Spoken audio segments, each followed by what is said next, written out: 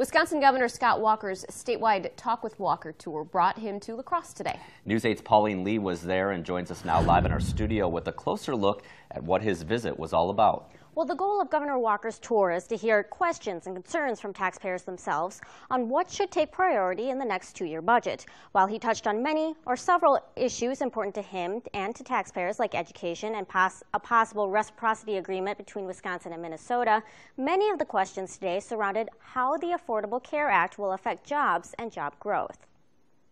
At Torrance Casting in La Crosse, the company's president says growing a successful business starts with the employees. You know, we have a real feeling to provide for our people. It was only a couple of weeks ago Governor Scott Walker announced Wisconsin will have a federal exchange as part of the Affordable Care Law. Much of the details are still being decided, leaving employers like Torrance in the dark. Healthcare, obviously, without a doubt.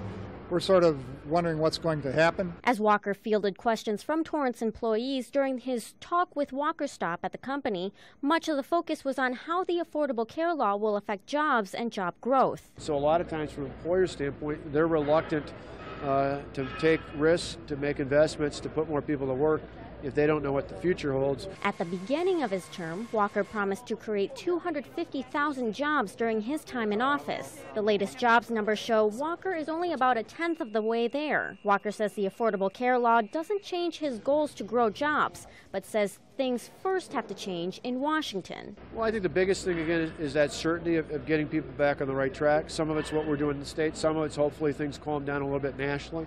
I still think right now there's still a lot of uncertainty when it comes to what's going to happen in Washington, not only in terms of the fiscal cliff and what they may or may not do, but just the question mark of people don't know. Now, State Senator Jennifer Schilling also attended today's event. Schilling was just recently appointed to the Joint Committee on Finance. She says while jobs is a priority for her, she also says education is also just as important. We'll continue to listen to what his priorities are. I continue to hear about the need for investing in education in this state. At a time when we have a downturn of our economy, we need to be looking at our K-12 education system, our technical schools, and our university system, and how that fits into his picture of the budget moving forward. Thank you so much, Pauline. Now, Walker has a couple of dozen stops scheduled through December.